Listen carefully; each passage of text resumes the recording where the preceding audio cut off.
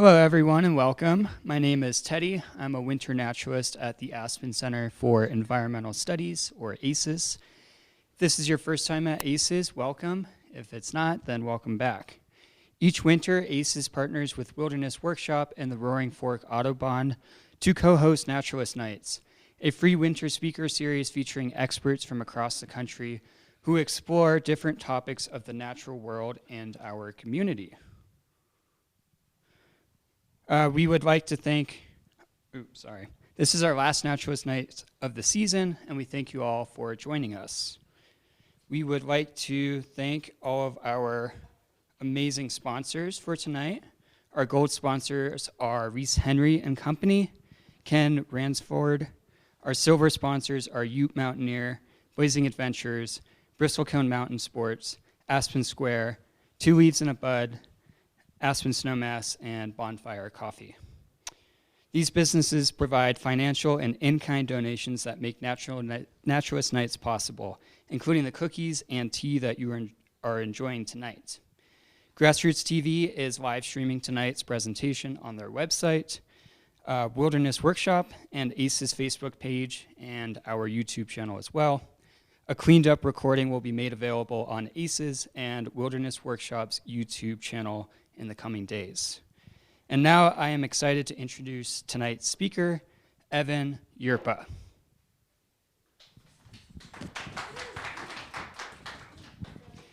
As a naturalist at ACES and someone who enjoys recreating in the outdoors, I am a frequent user of public lands.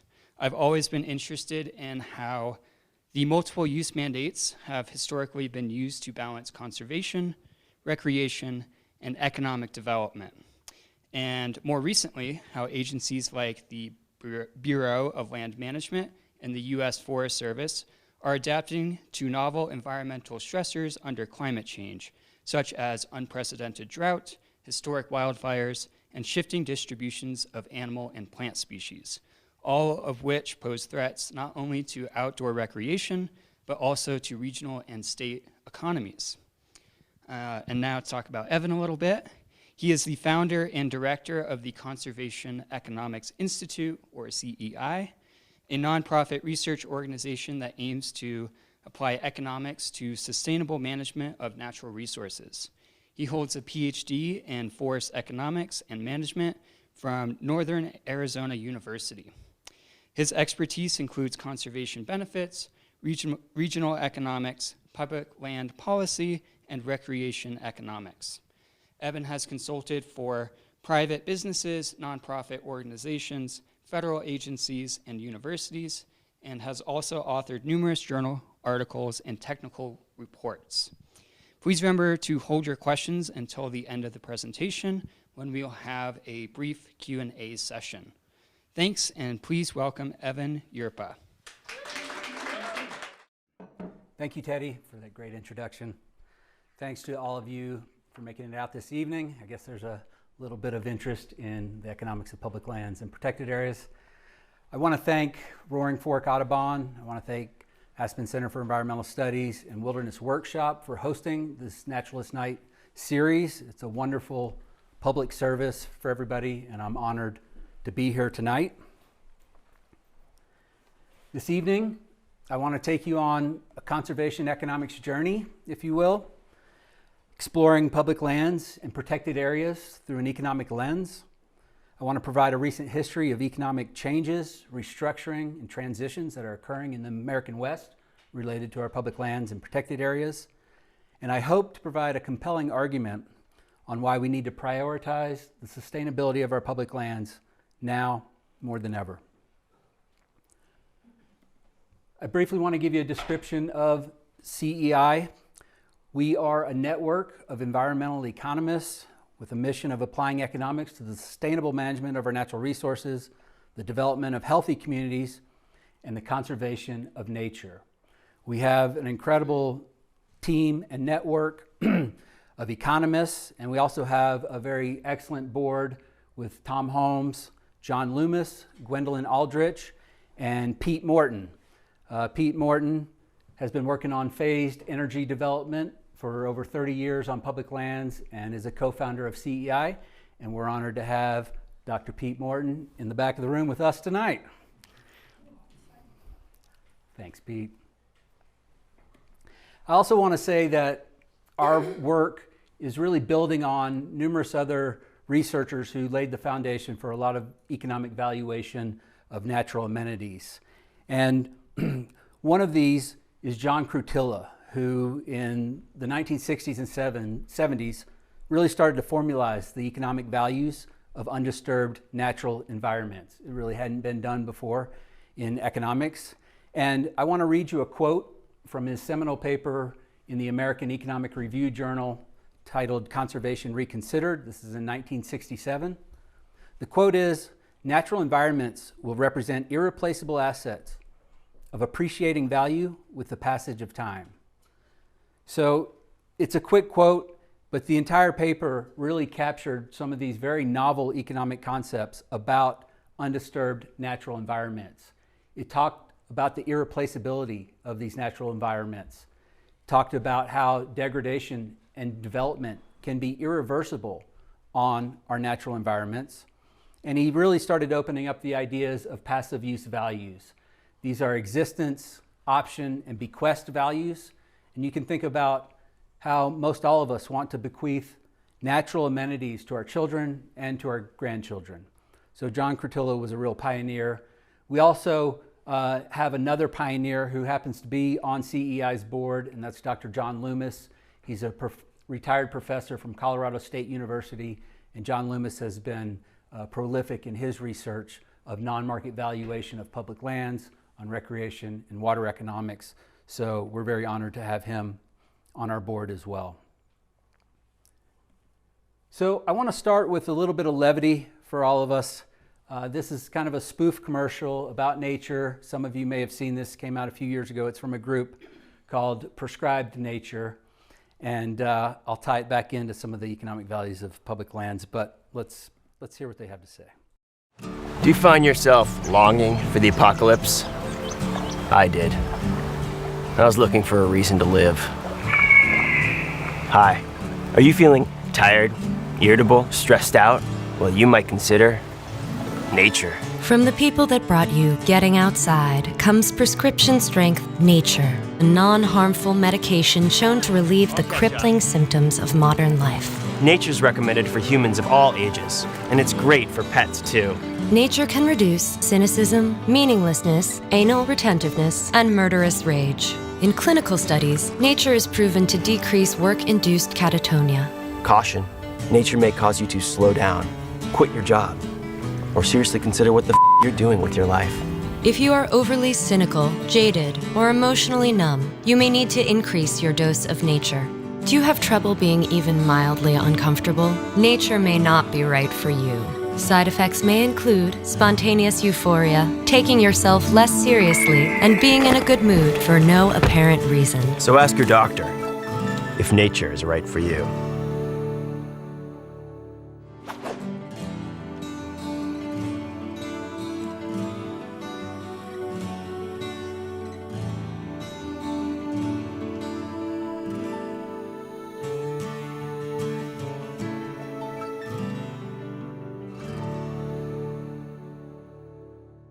Well, that's kind of a spoof commercial here. It has presents some of the economic traits that are relevant to public lands and to protected areas. And one of these is that public lands and protected areas are common goods. So this means that they're typically open, accessible to all of us. Common goods can suffer from the tragedy of the commons, and the tragedy of the commons results is overuse of our natural lands and lack of regulation. So that has pros and cons with common goods. Public lands and protected areas include non-market values. Non-market values probably comprise the largest percentage of economic value of our public lands. Public lands and protected areas are primarily dependent on taxpayer funding. You'll see that for much of our recent history of public lands, resource extraction has been paying the way for our public lands, but recreation and conservation are dependent on taxpayer funding. And then overall, conservation, recreation are lacking in organized lobbyist and trade associations. Yes, there are numerous conservation organizations out there, but they are primarily playing defense and protecting what we have out there. And then when you look at the overall money in terms of lobbying, the overall money pales in comparison to major industries such as pharmaceuticals and such as the oil and gas industry. I want to give you a little backdrop on public lands. Sorry about the legend. You're not supposed to read this or decipher any of it. Just note that most of the public lands are in the American West, by far, in the American West and Alaska. When I'm talking about public lands, I am referring primarily to the federal lands that allow public access, and these are lands primarily managed by the U.S. Forest Service, by the Bureau of Land Management, by the National Park Service System, and by the U.S. Fish and Wildlife Service. We're lucky to have a world-class national park system. We are lucky to have a world-class wilderness system. We are the envy of all other countries in the world for our protected areas system. And what started off in the 60s as what was often termed the land of no use has now really turned the corner, and we see the immense economic value that our protected area system brings to our country. On the right, you can see maps of, we have national monuments, wilderness areas, and national parks across the American West. One of the things I want you to look at are the numerous counties. We have 415 counties in the 11 western continental U.S. states. The gray counties are metropolitan areas with populations over 250,000 as of 2010. So they're the metro counties. All the other counties in white, there's 356 of them, are rural counties in the West. Some of these are connected close to metro areas, but I want you to remember these 356 rural counties of the West. And then I want to give you a quick timeline on our public lands. I want to show some of what I feel are the most important environmental laws and conservation acts and the laws governing our public lands. I haven't included every one of them, but starting in the late 1800s, we had the mining law of 1872, the Forest Service and National Forest System got its start in 1891. The National Park Service got its start in 1916. And then the Mineral Leasing Act of 1920 removed the regulation of fossil fuel development on our public lands from the mining law. I want you to remember these two laws, the mining law and the Mineral Leasing Act of 1920. Were well over 100 years for the first one, but over 100 years for both of them. And they are still primarily governing our mining and oil and gas development on public lands. They're overdue for an update. When we go through the 20th century, in the middle there, basically our public lands are being used for timber production, for fossil fuel production, and for mineral production. When we get into the 60s and 70s, we start to see a flurry of environmental activities and environmental laws popping in, starting in 1960 with the Multiple Use Sustained Yield Act. I don't have that listed, but that codified multiple use as a mandate for the Forest Service, the Wilderness Act in 64, NEPA, or the National Environmental Policy Act of 69, was probably the most important environmental law, and it required the examination of environmental effects for all federal land management projects. I've included Federal Land Policy and Management Act, FLPMA, that codified multiple use on the Bureau of Land Management lands. And then I've also included the Alaska National Interest Lands Conservation Act, ANILCA. Maybe not everybody's familiar with this, but it was the greatest addition to our public lands. It doubled the Park Service lands, and these were all in Alaska. So now I want to pivot to talking about some of our recent research and how we've been approaching the economic valuation of public lands and protected areas. So in the 1960s and 70s, outdoor recreation really started to mature, and that made it necessary to come up with these multiple use mandates to go beyond resource extraction. And this was a result of an increase in population and leisure time and transportation advancements. And in the 1980s, it started to mature, and auto touring, hiking, camping, skiing, boating, fishing, and hunting were the most popular recreational activities. And then into the 2000s, some of the recent fastest growing activities include birding, photography, off-highway vehicle use, and mountain biking. In the 1980s, we also had another phenomena that started to really crop up, and this is termed amenity migration. Amenity migration is the movement of people to mostly rural areas for environmental and lifestyle reasons. People in Aspen might understand this concept a little bit. Increased migration levels almost universally result in increased economic growth indicators, increased employment, increased per capita income, increased output. This made amenity migration a very attractive rural development strategy. Amenity migrants typically included footloose entrepreneurs, retirees, and people willing to trade income for a higher quality of life. So these two factors, outdoor recreation and amenity migration, helped with a full restructuring of regional economics in the American West. This is a slide from Barbara Wagner in Montana, but we've looked at the data and it holds true for all Western states, and particularly true for Intermountain West states such as Colorado. And what you can see in the 60s and 70s, we started to see a rapid expansion of service industries. And what we also started to see is a rapid constriction of mining, timber production, and agriculture.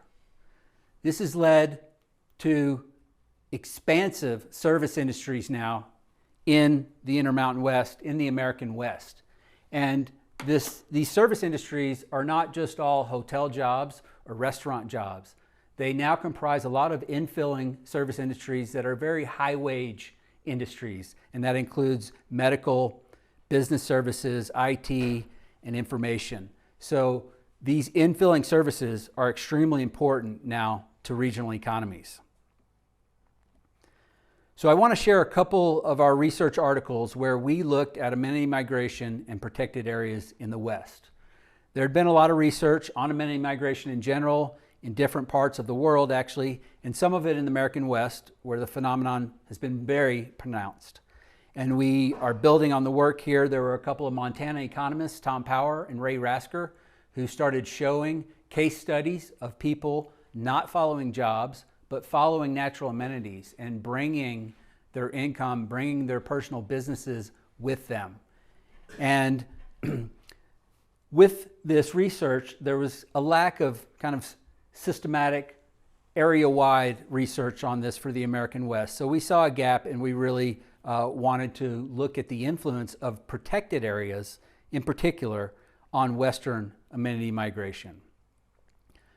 So we compiled a very large data set for those 356 rural Western counties that I showed you earlier. And we compiled a dependent variable of average net migration rates from 1980 to 2010.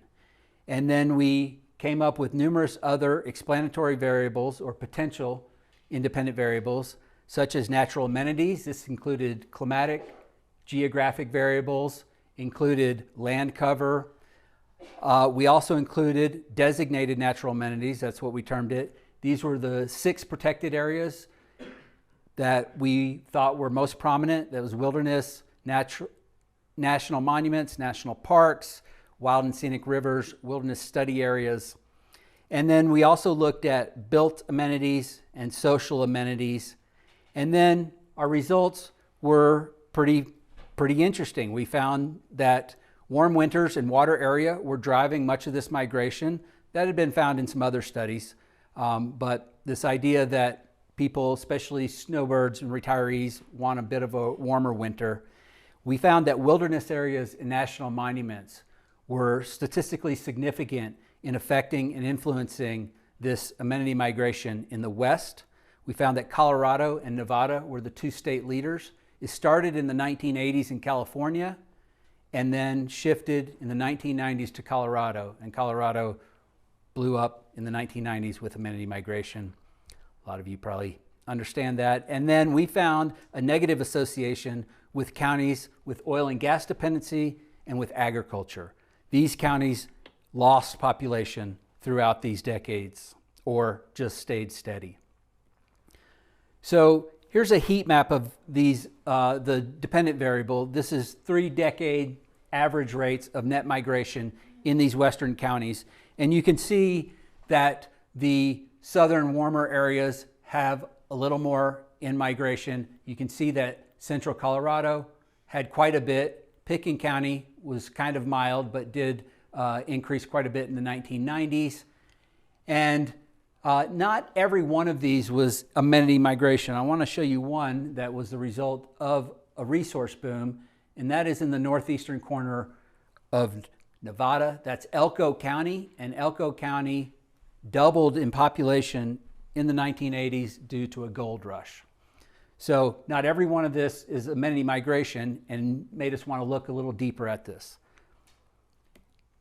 But this is a very telling figure, and all 6 types of our protected areas that we analyzed, every one of them had higher average migration rates than counties without that protected area type. And wilderness was the most dominant, averaging over 8% each decade in net migration. So a county that has a wilderness area, has wilderness in there. Counties without wilderness areas, they average 0 growth. Now, we had this great data set, so we wanted to do a little more research on it. And we know that the amenity migration included retirees, but it wasn't telling us the full picture of which areas are most amenity developed. So we came up with an index that included migration rates, plus housing costs, plus seasonal housing percentages. And this was based on a professor from Michigan Tech, Rochelle Winkler. She came up in her dissertation with a scale called the Destination Development Scale. And so we use this index of these 3 variables to look at which areas have been most amenity developed. And you can again see that central Colorado is leading the pack. California and the West coasts are as well, and then along the Continental Divide. And there were some interesting findings in our regression results when we measured the independent variables on this index. Instead of warm winters, it became cool summers that were the most important. So it kind of removed some of the retirees and looked more at people looking for forest cover, looking for cooler summers, and then of course skiing. So it had some differences, but it was a pretty interesting experiment for us to look at. Now I'll show you, maybe you're interested in these top 10 natural amenity developed rural western counties. 5 of them are in Colorado. Again, Pickens County didn't quite make it, but the others did. And so basically, economists and scientists, a lot of times we collect a whole lot of data, we crunch a whole lot of numbers, we run a lot of statistics on them, all to come up with findings that everybody pretty much already knew. So here you go. These are the top 10. Now, I could have done an entire presentation on this slide. The downside of too much rural amenity migration. Basically, there's too much economic demand for these wonderful areas located next to natural amenities. And that excessive demand changes the very characteristics that make a place attractive for migrants and tourists in the first place. And it can lead to habitat fragmentation, sprawl and congestion. It can put the cost of living through the roof. Housing affordability becomes a major issue. There's a hollowing out of income distribution. You have very high income earners, you have very low income earners. There's expansion of wildland-urban interface, becomes more of a fire management problem, and then there can be conflict between long-term residents and new arrivals. So Aspen is obviously a poster child for excessive amenity development, as is all of Colorado. And with that, Colorado and Aspen are also being forced to try to become leaders in coming up with solutions to deal with the downsides of too much amenity development. An example would be Aspen's real estate transfer tax and shifting some of those, putting those funds towards affordable housing. But the reality is there are no silver bullets here. This is a very large problem. And our hope is that we can work on some solutions and improve the situation. And our hope is also that some of these other counties and regions that haven't gone down the road too far yet can look to other places and can implement smart planning to balance conservation and development. So a real quick epilogue to our research on recreation and amenity migration. We did most of this probably from 2017 to 2020. And of course, then the pandemic hit. And then what did we see? We saw a whole nother boom in outdoor recreation. We saw a whole nother boom in amenity migration. And in the 2010s, amenity migration had really flattened off quite a bit in Colorado and in the West. So it all got reignited. And both of these exacerbated the equity and access and social issues that are present in regions that are already excessively amenity developed. And then it opened the door to the next best places. Okay, real quick breather.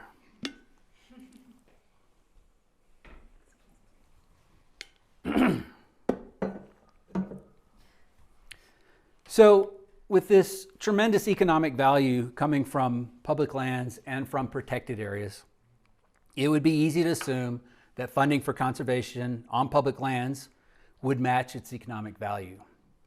So we worked with a couple of conservation groups on investigating trends in federal land management budgets for the Forest Service, for the BLM, and for the Fish and Wildlife Service from 2010 to 2021. We looked at broad programs and classified funding based on these programs of protection and restoration, recreation, extraction, and grazing. We started out and we called these funding buckets. So each of these agencies produces an annual budget justification document. In that budget justification, they put forth what they are planning to ask Congress for appropriations, and then they show how much was enacted the year before. So we tracked all that, collected that data, and then we tried to allocate them to all these different funding buckets. When we started into this process, we thought, why hasn't this been done?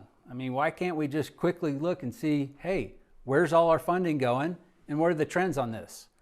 And then we started trying to do it and realized why it hadn't been done. It was very tedious.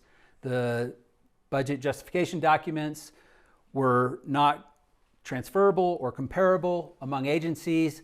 They were often not even comparable from year to year within the same agency, and certainly not from administration to administration. But I'll just show a couple of our most interesting findings from this study, and most of it came from Forest Service funding.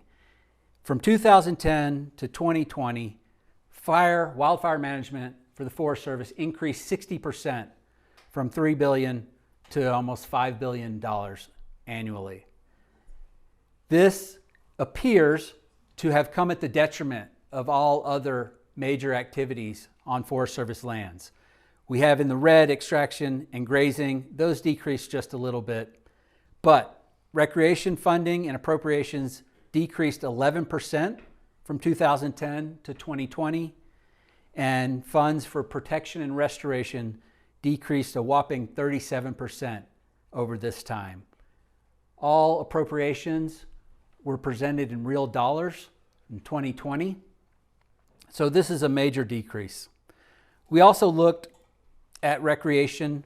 We saw that 11% decrease in Forest Service appropriations, but we looked at recreation in comparison or in relation to visitation. And what I want you to, these figures are a little small, but on the top line, we're tracking annual visitation for the Forest Service, BLM, and Fish and Wildlife Service.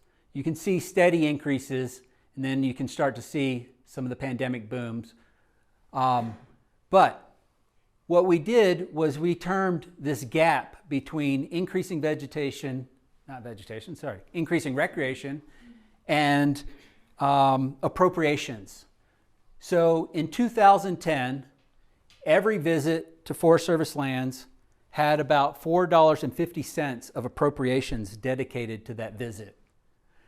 By 2020, that had decreased to $3.30 for every visit to Forest Service lands. We are loving our public lands to death, and the funding is not keeping pace with it. We need funding for boots on the ground, for enforcement, for education, for awareness. And it's a real problem, and it's evident in all the agencies. So we've talked a little bit about these threats to the economic values of public lands. Loving them to death, a lack of funding to manage for conservation. Climate change is a massive and certain threat to our public lands, as is pollution and degradation from extractive industries. Excessive greenhouse gas emissions from fossil fuel development on our public lands, including local air pollution, volatile organic compounds, the pollution from hard rock mining in terms of acid mine drainage can continue for hundreds of years, if not even thousands of years. These are a problem because we have hundreds of thousands of abandoned hard rock mines, and we have millions of abandoned oil and gas wells. I also included invasives on here, and then the disposal of public lands. Living in Colorado, you might not think much about the disposal of public lands. If you live in Idaho, you live in Utah, you're constantly reminded of efforts to privatize and dispose of our public lands. So now I want to turn down the home stretch, and I want to focus on a flurry of research we did in just the last few years on some of this pollution and degradation from oil and gas on production on public lands and how it affects these economic values. The federal oil and gas leasing program is very inefficient and very outdated. Royalty rates, bonding, minimum lease bids, all of them are outdated and inadequate. Remember, much of our management for fossil fuel development, for hard rock mining, is still coming from laws from 1872 and from 1920. It makes no sense. Things have changed. All of it results in heavy subsidies to oil and gas producers, pollution, and a very poor return on investments for U.S. taxpayers. So there's a great need to reform the oil and gas leasing program. When we look at Colorado here, we have oil and gas production in the state of Colorado, and the trend line here is showing the federal market share of oil and of gas. What you can see for oil, 6% of Colorado oil production is currently coming from public lands, so pretty small percentage. It's a bit higher, about 27% for natural gas production. You can also see a rapid boom in Colorado oil production over the last decade and a steady increase in gas production in Colorado. In a report, we looked at federal leasing for oil and gas, and we looked at the number of non-producing federal acres that are under lease. These are speculative buys. These are purchases on our public lands, locking them up for oil and gas leasing that are often waiting for spikes in oil prices. We found over a million, not over a million, just under a million acres in 2020 of non-producing federal acres under lease. We estimated with some calculations that Colorado would have 35 years of future drilling opportunities on federal lands with no more leasing. And that includes some of the existing leases going on. So there's a lot of excess, there's a lot of bloat in the federal oil and gas leasing system. So finally, we want to talk a little bit about the energy and economic transition in Western Colorado and talking about the resource management plan that's ongoing in the Colorado River Valley Field Office and the Grand Junction Field Office. They are doing a supplemental EIS looking at whether or not some of these oil and gas acres that have been open for leasing should be closed down. They are looking at whether or not some areas should be designated as areas of critical environmental concern, and then whether or not they should stop leasing areas of no oil and gas potential, low and medium oil and gas potential. We focus on Garfield and Mesa counties because those two counties will be most affected by this supplemental EIS. This is the regional oil production for Garfield and Mesa County coming from the Piceance Basin. This trend line here is again showing the federal market share. So for oil production, you can see about 30% of the Piceance Basin production is coming from federal lands.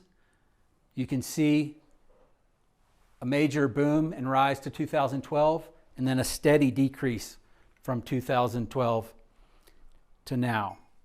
More importantly for the Piceance Basin is natural gas production. Again, the trend line for federal market share is a little higher for the gas. It's about 44% now.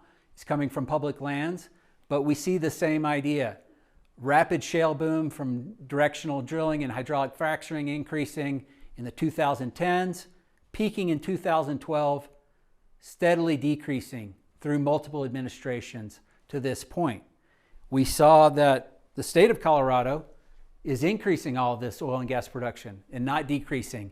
And so basically the Piceance Basin and these counties are losing a competitive edge to more economically feasible production in northeastern Colorado, particularly Weld and Adams County. Also of note, the entire employment levels for Garfield and Mesa County, only 2% of employment is for oil and gas activities. So it's already ramped down to a very small percentage of oil and gas employment.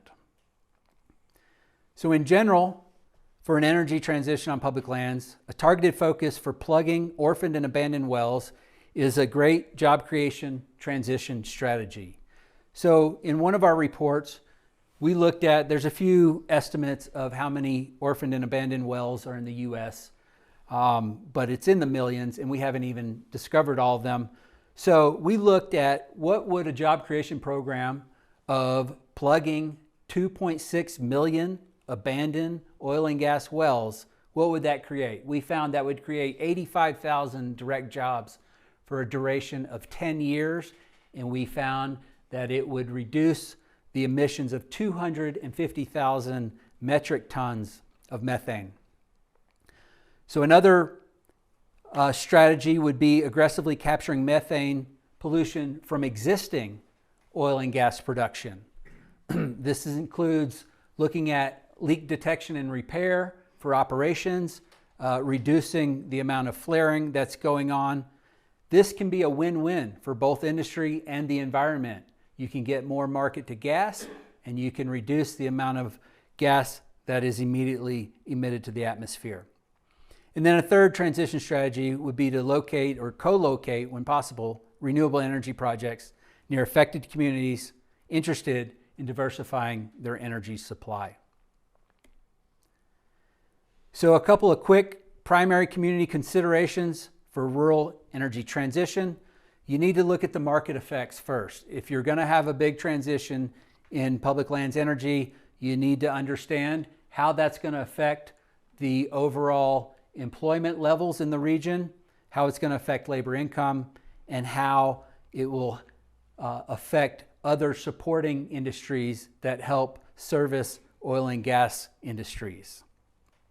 So in the case of Western Colorado, the market effects, first of all, if they shut down some of the no potential, low potential, and medium potential leasing sites, if they shut them down, it won't have an effect on the existing leases.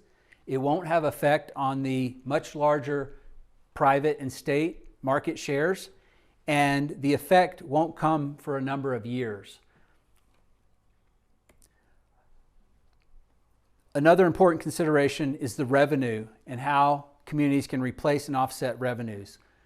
Oil and gas does bring in a lot of royalties and severance taxes into these communities, and Unfortunately, a lot of these communities have embedded these revenues into structures for funding their community schools and for funding a lot of their city programs. And that puts these communities in a bind if there's going to be a change in this.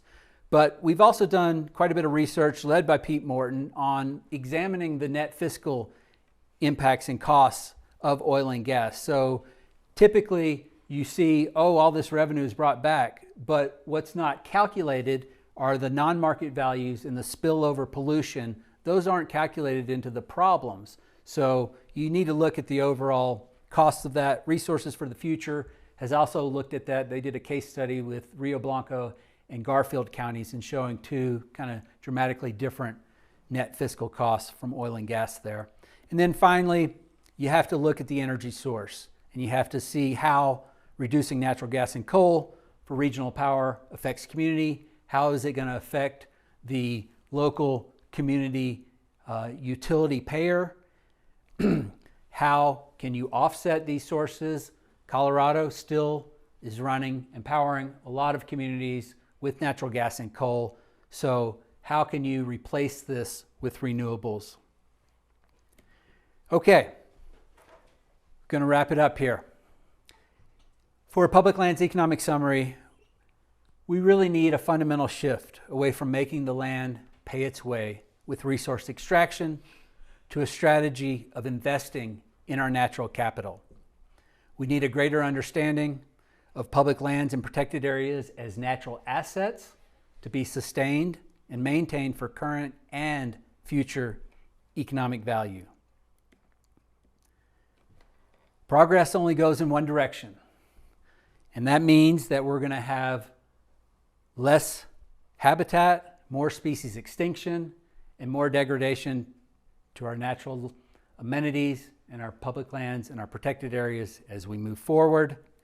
This increasing scarcity of nature makes natural areas more economically valuable over time as the supply of nature diminishes. And this increasing scarcity of nature also makes it imperative that we implement the most sustainable options for our public lands.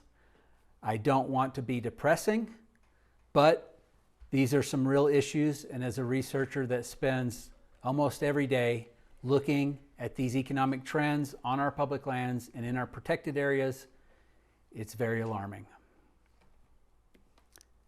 With that, we'll wrap it up and get to some questions.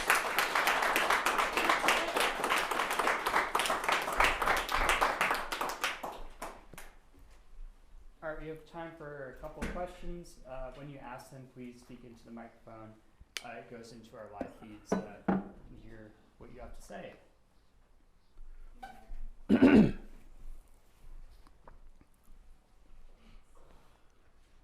for coming. Really enjoyed your talk. I just had a question. Curious if you studied the stickiness of the migration to amenity-rich areas during the pandemic, because it certainly felt like there was a little bit of a boomerang effect where maybe people came, they had their sojourn, and then they went back a few years later to wherever they came from. So I'm just curious about the stickiness or sort of the net numbers, and if you looked at that. We're very interested to go back and look at that data. It's so fresh, and it was really interesting because we had COVID migrants. We had people who wanted to move for other reasons, and that gave them the perfect opportunity. We had some people, wealthy people, moving from the city that never even wanted to be in the country, but they said, hey, now's the time to go to a rural county.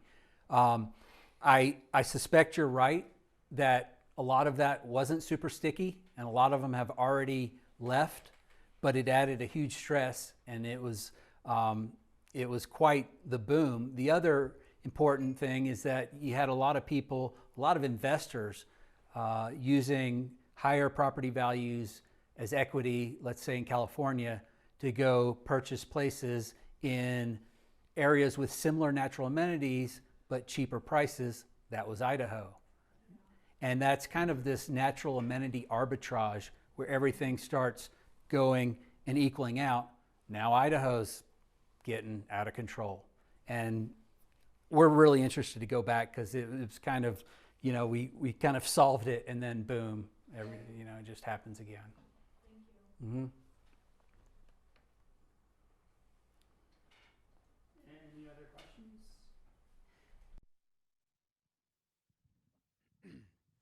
I recently, I think it was about a year ago, there was a proposal about leasing on public lands, and instead of as conservation as an option instead of extractive industry.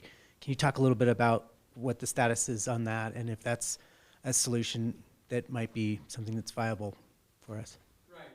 That's part of the current administration's public lands rule that they're trying to roll out. And so the idea of conservation leasing would allow conservationists, others, to be able to get into this competitive game for oil and gas leasing. It's a very interesting concept that should be investigated more and more. It could have some adverse effects or unintended consequences that we haven't fully thought through, but in general, I think it's an option that should absolutely be on the table, and we should start looking more into it. But as with all things, we don't know exactly how it would play out, and so there is always a concern of just kind of, is this another way of putting our lands up to the highest bidders? You have to watch out for that, but absolutely it should be investigated deeper.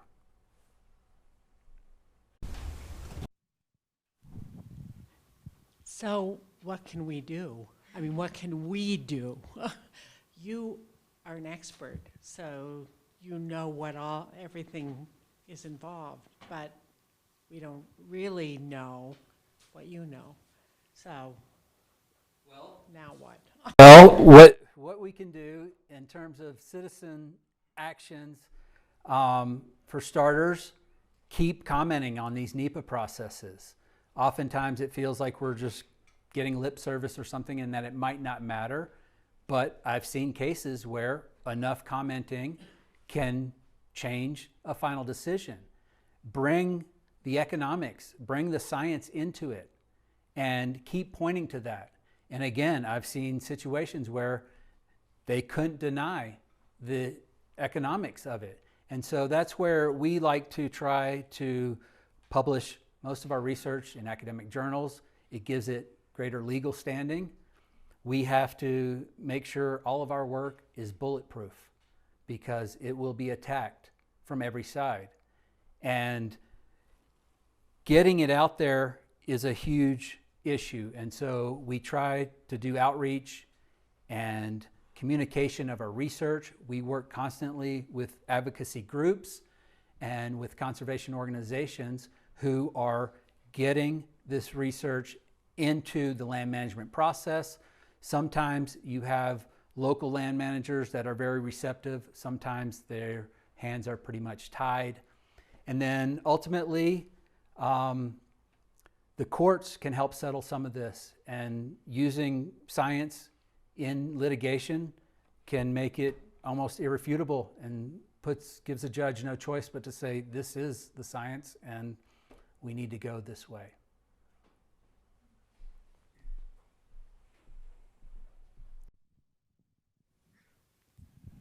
To further answer that lady's question, one of the sponsors this evening is Wilderness Workshop.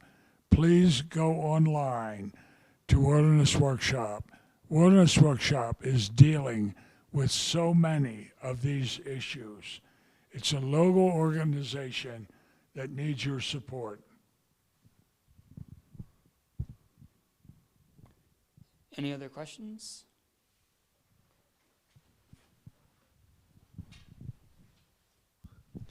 Hi, thanks so much for your presentation today.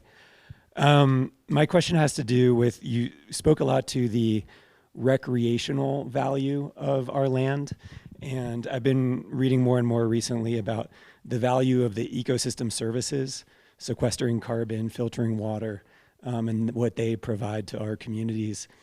Have you done any research into that in terms of like quantifying that and using that potentially as another line of argument of why we need to invest more into protecting these lands? Yes. Comment and question. We absolutely have, and we usually blend in some of these into almost every report. Pete and others, we've been working quite a bit on looking at ecosystem service degradation from oil and gas leasing. We did a Forest Service GTR with a number of Forest Service folks, and we looked at the carbon sources and the water sources that wilderness provide. So much of these headwater water sources are in wilderness areas. And we do try to do a lot of that. It can be tough to monetize and quantify these ecosystem services because you have indirect ecosystem services, you have the final services, and then we're still, as a human population, it's not an ecosystem service or it's not a benefit from nature unless it's a benefit to humankind.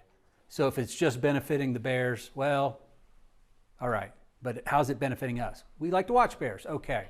So it gets pretty complicated, but yes, that's a great avenue to investigate, and we have sections of that in many of our reports.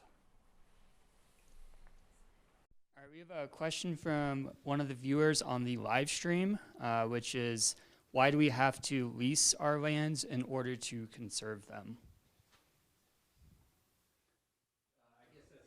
Conservation leasing question. It's a good question. We shouldn't be forced to, but sometimes under multiple use mandates, you have to balance all of these different uses and all of these different regional economic effects. And I like the question. I don't have a great answer for it. I would say in a perfect world, we shouldn't have to. We have time for a few more questions. Should anyone have them?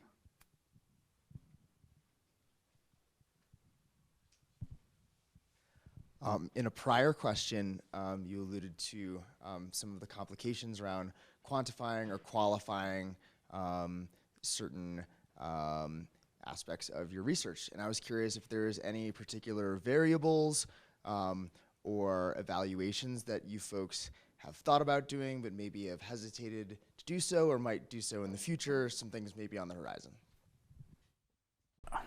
I hadn't even thought of that one. The short answer is yes. I guess I don't have many examples. Well, okay, sure, I can come up with some examples. There's a lot of, take for instance, the orphaned and abandoned wells. We don't have good data on that.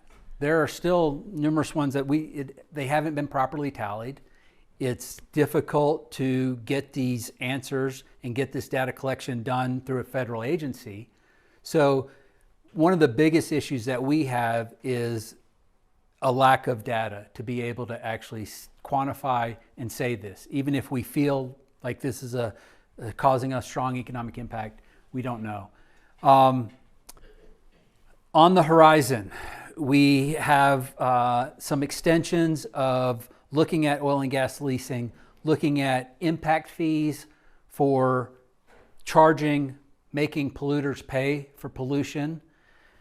We do a lot of wildfire work and a lot of forest restoration work. So we have a whole slew of projects out there, but I would say probably some of the biggest problems revolve around just not being able to access or collect enough data on these issues. Back to the ecosystem services, quantifying pollution and spillover effects is very difficult because we have a lot of these that are now cross-boundary.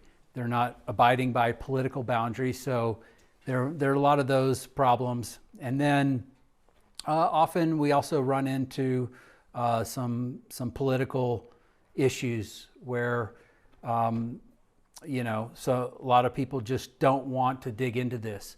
We just did a recent report on the Land and Water Conservation Fund. It's turning 60 this year, and we just did a report on looking at how are we going to change this. So the Land and Water Conservation Fund comes from offshore oil and gas production, and it's this kind of robbing Peter to pay Paul. So we're taking oil and gas revenues to acquire federal lands that can be used for conservation and protection. And if we're gonna go ahead and do the offshore oil and gas production. Well, we should be taking some of those revenues to offset and mitigate, but a lot of these situations get a little tricky, so we have to deal with a number of issues, but I would probably say a lack of accessible data is probably the biggest one. Unfortunately, that's all the time that we have. So if you have further questions for Evan, you can ask them afterwards. But that's going to conclude our presentation tonight. So thank you all for joining, and also our last Naturalist night of the season. So we look forward to seeing you next year. And with that, please, final round of applause for Evan here.